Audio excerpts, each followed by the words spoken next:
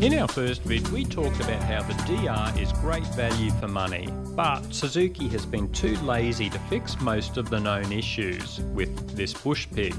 This is a summary of everything we think needs attention and will be addressed through this video series. We'll start with our WTF issues, the really dumb stuff Suzuki has had 20 years to fix and counting. Just pause to read the detailed info. The NSU bolts. Sitting under the clutch is a little black plastic plate called the neutral sending unit.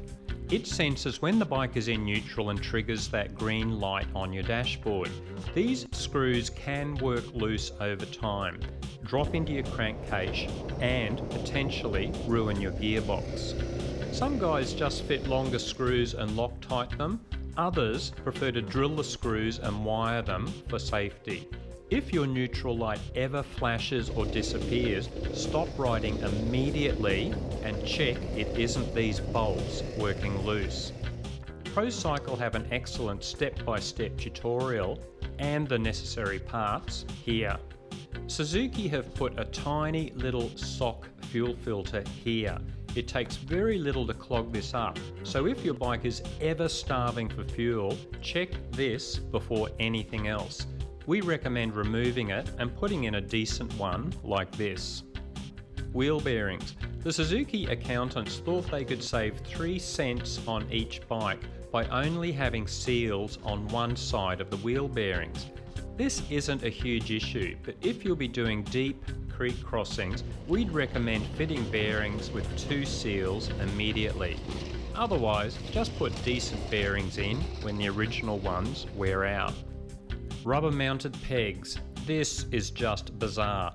Whenever you stand on the DR, these pegs bend and it feels as if your boots will slip off, which they might in muddy conditions.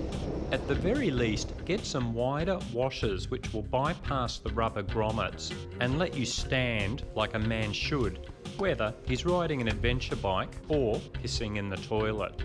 We suppose this is meant to reduce vibration, but couldn't feel any difference through our boots after fixing the pegs in place. The upper chain roller. There is some debate on this, but most think this is completely unnecessary and is likely to snap off eventually when the rear suspension takes a big hit. It then leaves a hole or crack in your frame which can allow water and mud through to rust your frame from within. Remove it and fit an 8mm 1.25 thread set screw. Countershaft seal retainer. Surprise, surprise, this is a known issue Suzuki actually fixed, and it only took them 17 years to do so. The countershaft seal can pop out, then you lose most of your engine oil, potentially onto the rear tyre to get you sliding around speedway style on the road. There is a cheap aftermarket plate available. Definitely get one of these as cheap insurance against seizing your engine. These were finally fitted as standard on 2013 models onward. Lack of grease. The Suzuki accountants are at it again. They have saved at least 5 cents per bike by putting very little grease on the steering head bearings or linkage bearings. It pays to get some decent grease in there to head off long-term issues. Ergonomics. Unless you are a jockey with a cast iron arse, the ergonomics of the DR are shocking. The seat, rock hard and too narrow. We'll be fixing that with ProCycle's well-known seat foam and cover kit. For some reason, the triple clamps push the handlebars back towards the rider. This gets even worse if you fit risers. I'm very tall, so we'll be fitting ROC's pivoting risers to angle the bars forward to where they should be. The vast majority of riders find the foot pegs sit too high and also too far forward. We'll be looking at various ways to fix this, including lowering plates from Vince Strang motorcycles through to ProCycle's lowered foot peg kit. And talking about handlebars, the stock ones are steel and will usually bend the moment you drop the bike. The only good news, they can be straightened again when you get home, but we highly recommend fitting some decent alloy bars. And while you're at it, the stock hand grips are terrible and will give you blisters. Replace them immediately. As everyone knows, the stock suspension is truly awful. We'll be covering budget upgrades through to the full makeover, which should see the suspension matching the performance of a modern adventure bike easily. Carburetor and exhaust restrictions. We've already covered this in our video series. The DR will never be a fire-breathing dragon, but you'll get far better power and fuel economy with some very basic, cheap mods to the carby, and replacing that incredibly heavy muffler that chokes the potential of the bush pig. This isn't necessarily a design flaw, but it's worth noting water collects under the starter motor when you wash your bike. You should always have the bike on its stand so water flows out of this drain hole.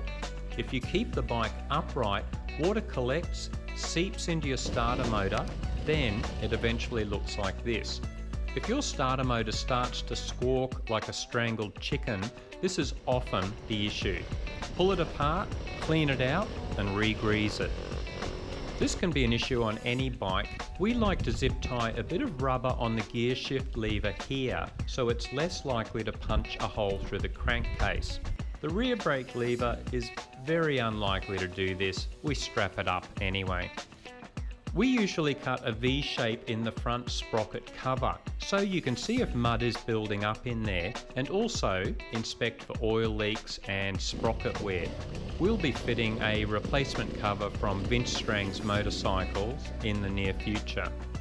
The safety switches. I guess we can't complain about these switches fitted to the clutch and side stand. They are probably legal requirements in some countries. But these can go wrong, so if your bike won't start, check these immediately. If you do choose to bypass them, here is how to do it. Third gear. A small percentage of early DR650s had third gear failures. This part was changed by Suzuki in 2006 and 2008. We haven't experienced any issues over the years or met any riders who have. But we've cut and pasted this info from the DR650 wiki page if you want to read more. So there you have it, a reasonably comprehensive list of known issues with the DR. You shouldn't be deterred by this list. It's easy to run up a list this long on just about any bike you care to name. And anyway, half the fun of buying a cheap DR is turning it into an awesome bike that suits your purposes. Good luck!